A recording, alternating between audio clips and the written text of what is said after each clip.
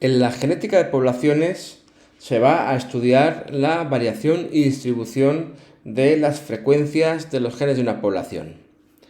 Por lo tanto, teniendo en cuenta que la población sería la unidad de estudio, al igual que pasa con la teoría sintética de la evolución, podemos ir viendo cómo a lo largo del tiempo van cambiando las frecuencias de cada uno de los alelos de los genes y por lo tanto poder medir la tasa de cambio de dicha población.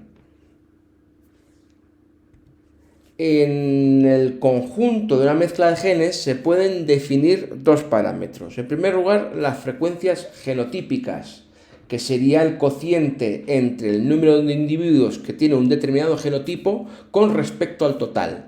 Se mediría en tantos por uno. Y también las frecuencias génicas, que aquí lo que se trata de medir es el porcentaje de cada alelo con respecto a el conjunto de alelos de un determinado gen. De tal modo que cuando un determinado gen tiene varios tipos de alelos, no todos presentan la misma frecuencia, sino unos serán más abundantes y otros menos abundantes. También se miden en tasa, en tantos por uno, y evidentemente la suma de las frecuencias génicas de cada uno de los alelos de un gen tiene que dar 1. En una población ideal, es decir, una población que sea grande, que el apareamiento sea al azar, no haya migraciones, las frecuencias génicas no van a cambiar a lo largo del tiempo y por tanto se encuentra un equilibrio que se denomina el equilibrio de Hardy-Weinberg.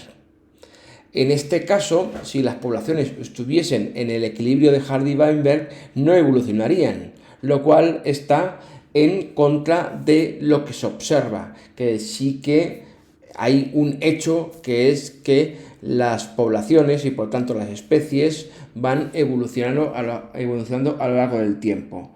Por lo tanto, existen una serie de fuerzas evolutivas que van a romper este equilibrio, que este equilibrio sería una situación ideal pero no real. Estas 4 fuerzas evolutivas van a ser las siguientes. En primer lugar, la mutación, porque produce nuevos alelos. Al generar un nuevo alelo, las frecuencias génicas de los demás alelos van a verse alterados porque este nuevo alelo, si la mutación es positiva, va a tender a aumentar la frecuencia a lo largo del tiempo. También es verdad que puede haber nuevos alelos que no sean tan beneficiosos o negativos, que acabarán desapareciendo, es decir, la frecuencia génica se haga 0.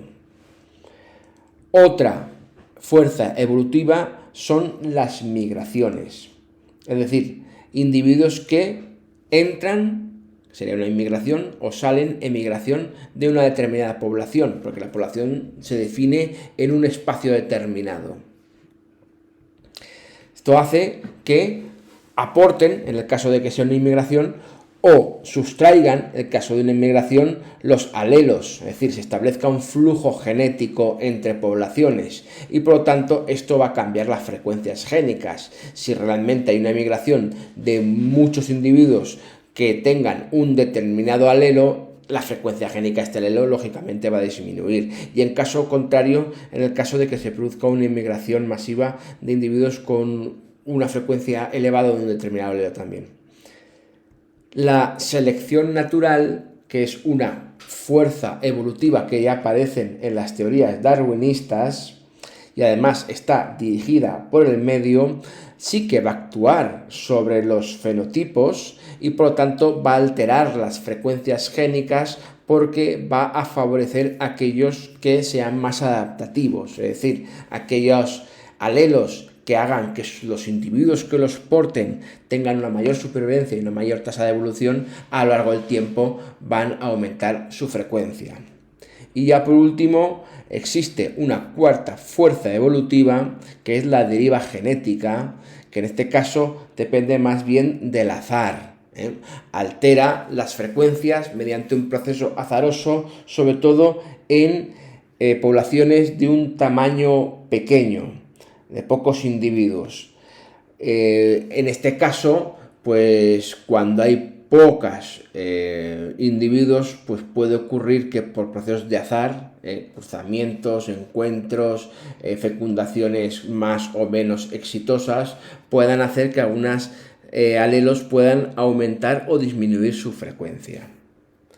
La conjunción de estas 4 fuerzas evolutivas hace que las frecuencias génicas vayan variando a lo largo del tiempo y por tanto no se alcance este equilibrio de Hardy-Weinberg.